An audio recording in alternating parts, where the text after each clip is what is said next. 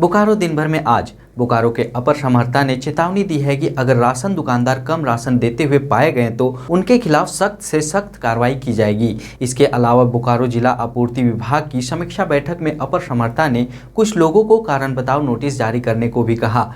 और क्या जरूरी बातों पर चर्चा हुई बैठक में? क्या पेट्रोलियम सब्सिडी भी मुद्दों में शामिल थी? देंगे पूरी जानकारी बस कुछ ही पलों में। नमस्कार, बोकारो दिन भर में आपका स्वागत है। मैं अजय राज। बोकारो की खबरों में जिले में राष्ट्रीय लोक अदालत का आयोजन 12 मार्च को होना तय हुआ है। चर्चा करेंगे विस्तार से। कल यानी शनिवार को सरस्वती पूजा है, उसकी भी बात करेंगे। बोकारो स्टील प्लांट के विभागों को अब नई सुविधा मिली है, खबरों में यह भी होगी। मगही भोजपुरी भाषा के खिलाफ जारी विरोध से जुड़ी खबरें भी होंगी। ओमिक्रॉन और कोरोना की भी बात करेंगे। चर्चा और भी खबरों पर होगी, लेकिन उससे पहले जान लेते हैं देश दुनिया का हाल। भारत में नए कोरोना मामलों में करीब 13% से ज्यादा की कमी। पिछले 24 घंटे में 1.5 लाख से भी कम नए कोरोना मामले।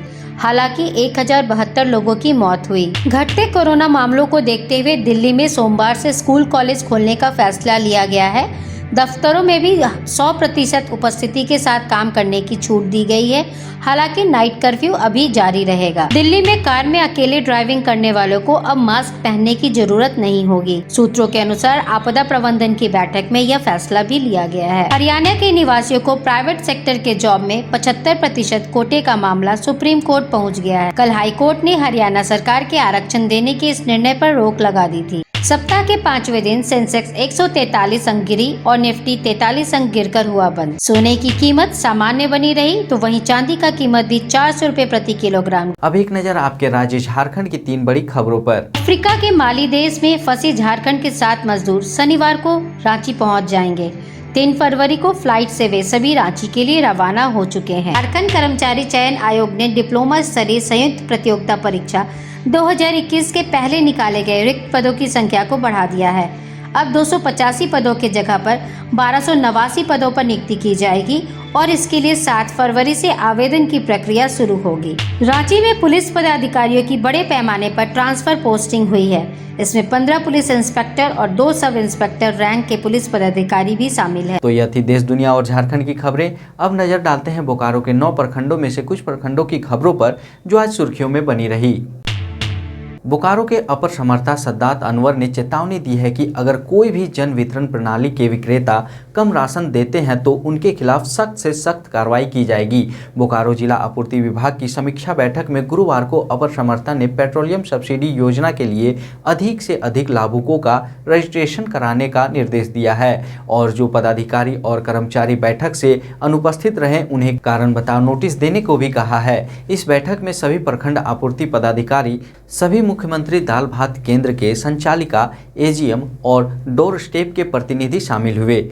अन्य निर्णयों के अलावा सद्दात अनवर ने 20 फरवरी तक राष्ट्रीय खाद्य सुरक्षा के तहत आवंटित खाद्य वितरण और प्रधानमंत्री योजना का खाद्यान्न 100% उठाव कर विक्रेताओं के माध्यम से कार्डधारियों के बीच वितरण करने का भी निर्देश दिया। बैठक के दौरान जिला आपूर्ति पदाधिकारी प्रकाश कुमार भी मौजूद थे। बोकारो जिले में राष्ट्रीय लोक अदालत का आयोजन 12 मार्च को किया जाएगा। राज्य विधिक सेवा प्राधिकरण और प्रधान जिला एवं सत्र न्यायाधीश सह अध्यक्ष जिला विधिक सेवा प्राधिकार प्रदीप कुमार श्रीवास्तव के निर्देश पर व्यवहार न्यायालय बोकारो और तेनुघाट कोर्ट परिसर में आयोजित किए जाने वाले अदालतों के बारे में जानकारी देते हुए सचिव जिला विधिक सेवा प्राधिकार लूसी सोरेन तिग्गा ने बताया कि 12 मार्च सुबह 10:30 बजे से न्याय सदन व्यवहार न्यायालय परिसर बोकारो और व्यवहार न्यायालय परिसर तेनुघाट में राष्ट्रीय लोक अदालत का आयोजन आभासी और ऑनलाइन मोड पर या हाइब्रिड मोड पर कॉन्फ्रेंसिंग या सामाजिक दूरी का पालन करते हुए सशरीर उपस्थित किया जाएगा। लोक अदालत में सभी तरह के मुकदमों का सुलह समझौतों के आधार पर निपटारा किया जाएगा। इसमें फौजदारी, राजस्व संबंधी मुकदमे, चेक बाउंस के मुकदमे, विद्युत और वाटर टैक्स आदि के मामले शामिल किए जाएंगे। जो कोई राष्ट्र लोक अदालत के माध्यम से मुकदमों का निपटारा करना चाहते हैं वह ऑनलाइन या भौतिक तौर पर अपने प्रार्थना पत्र संबंधित न्यायालय में दे सकते हैं। राष्ट्रीय लोक अदालत से जुड़ी किसी भी जानकारी के लिए डालसा हेल्पलाइन नंबर 06542221003 या सचिव जिला विधिक सेवा प्राधिकार बोकारो के मोबाइल नंबर 9431350936 के अलावा सचिव अनुमंडलीय विधिक सेवा समिति बेरमो तेनुघाट के मोबाइल नंबर 9650677040 पर संपर्क किया जा सकता है।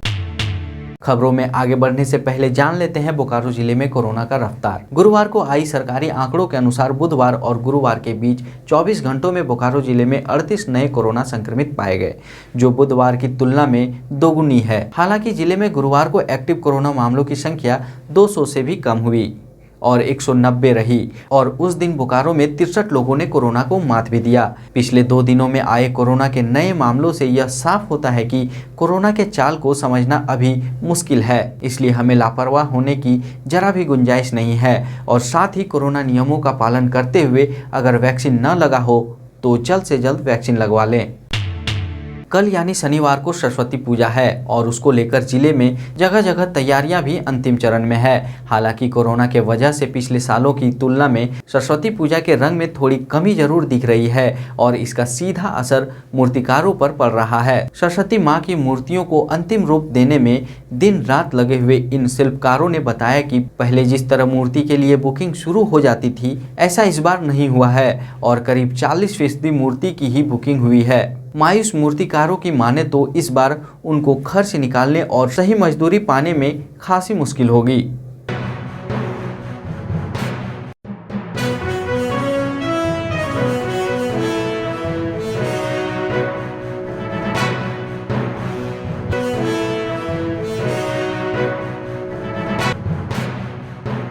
साझा करने के लिए हम लोग वही 30 तारीख से स्टार्ट किए थे हम लोग।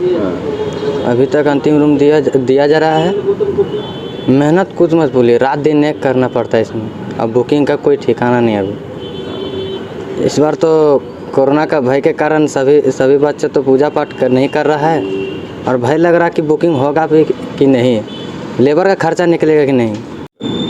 इस बार पूजा उतना लड़का लोग धूमधाम से नहीं मना पा रहा है क्योंकि उन लोग का जो उत्सव है डीजे में ही उत्सव है और डीजे सरकार बंद कर दिया है, जिसके कारण पूजा तो कोई लड़का लोग बोल रहा है करेंगे, कोई बोल रहा है नहीं करेंगे। 165 मैंने पहले से उसके बाद आपका 1500, 2000, 3000 ऐसे रेट में है। जिस हिसाब से रेट मिलना चाहिए उस हिसाब से नहीं मिल रहा है। बोकारो स्टील प्लांट के विभाग अब अपने सर्कुलर या विभाग से जुड़ी नई जानकारियों को खुद ही अपडेट कर सकेंगे। ऐसा मुमकिन हुआ बीएसएल के अपग्रेड इंट्रानेट पोर्टल में शुरू होने से, जिसका उद्घाटन किया गुरुवार को बीएसएल के निदेशक प्रभारी श्री अमरेंदु प्रकाश ने। बीएसएल के इस अपग्रेड इंट्रानेट पोर्टल की कई नई सुविधाओं से लैस किया गया है। इसमें एक फीडबैक सेक्शन भी बनाई गई है। इसकी मदद से कोई भी यूजर्स अपने सुझाव या फीडबैक आसानी से दे सकते हैं। बोकारो स्टील प्लांट के कैपिटल रिपेयर विभाग के कर्मियों द्वारा खुद से संसाधनों से बनाए गए बगीचे को हरा भरा रखने के लिए कोशिश जारी है। इसी कड़ी में बुधवार को बीएसएल के अधिशासी निदेशक अतनु भौमिक ने उस बगीचे में वृक्षारोपण किया। इस मौके पर मौजूद अन्य वरीय अधिकारियों ने भी वहां पौधे लगाए। बोकारो और धनबाद में भाषा को लेकर चल रहा विवाद थमने का नाम नहीं ले रहा है और यहां हर रोज आंदोलन देखने को मिल रहा है। यही नहीं, यह विवाद अब रांची भी पहुंच सकता है। आजसू पार्टी ने ऐलान किया है कि 7 मार्च को विधानसभा घेरने की तैयारी है। आजसू के जिला अध्यक्ष सचिन महतो ने कहा है कि राज्य सरकार जन भावना का सम्मान करते हुए भोजपुरी, मगही और अंगिका भाषा को जल्द वापस लें और 1932 के खतियान या अंतिम सर्वे सेटलमेंट के आधार पर स्थानीय नीति बनाए, नहीं तो आजसू पार्टी 7 मार्च को विधानसभा का घेराव करेगी। सचिन महतो ने कहा कि 10 फरवरी से 15 फरवरी तक झारखंड के सभी विधायक और सांसदों से मिलकर उनके इस बारे में राय लिया जाएगा। बोकारो धनबाद में जो भोजपुरी और मगही को क्षेत्रीय भाषा के जिलावार नियुक्ति में क्षेत्रीय भाषा का जो दर्जा दिया गया है, उसके विरोध में आजसू पार्टी जब 25 फरवरी से लेकर 25 मार्च तक झारखंड विधानसभा का बजट सत्र चलेगा, उस समय आजसू पार्टी वहां पे विधानसभा घेराव 7 मार्च को आजसू पार्टी विधानसभा घेराव करने का काम करेगी। साथ ही साथ आजसू पार्टी ने अपनी एक स्थानीय नीति को लेकर परिभाषित किया हुआ है, जिससे कि या तो 1932 का खतियान आधारित स्थानीय नीति लागू हो या तो फिर अंतिम सर्वे सेटलमेंट के आधार पर झारखंड का स्थानीय नीति लागू हो। और इन्हीं सब बातों को लेकर हमारा एक प्रतिनिधि मंडल 10 फरवरी से लेकर 15 फरवरी तक बोकारो झारखंड के तमाम विधायकों एवं सांसदों के पास जाएगा और उनसे उनका राय और सुझाव लेगा। अब जान लेते हैं बोकारो जिले का तापमान। मौसम विभाग के अनुसार आज का अधिकतम तापमान 21 डिग्री सेल्सियस और न्यूनतम तापमान 12 डिग्री सेल्सियस रिकॉर्ड किया गया। आज का comment of the day MD Shabbir द्वारा किया गया है, जिन्होंने 3 फरवरी के बोकारो दिन भर कार्यक्रम में बोकारो टाइम्स के यूट्यूब चैनल पर ये कमेंट किया था। उन्होंने कहा है कि क्या बिहार की तरह झारखंड में भी शराब बंदी हो सकती है। शब्बीर जी, सबसे पहले तो हमारे साथ जुड़े रहने के लिए आपको तहे दिल से शुक्रिया। और मैं आपको बताऊं कि झारखंड में शराबबंदी जैसी कोई बात अब तक नहीं आई है। अगर आपने ऐसा कुछ भी सुना है तो ये सिर्फ अटकल हो सकती है। हमारी नज़र में ऐसा कोई खबर नहीं आई है और यह जानना जरूरी है कि शराब किसी भी सरकार के लिए आय का जरिया होती है। इसलिए ऐसे मामलों में सामाजिक पहलुओं के साथ साथ आर्थिक पहलू भी जुड़े होते हैं। इसलिए सरकारें आमतौर पर लंबी तैयारी और विचार विमर्श के बाद ही ऐसे फैसले लेते हैं। अपने सवाल, सुझाव और सूचना के साथ हमारे साथ बने रहें। एक बार फिर आपका धन्यवाद।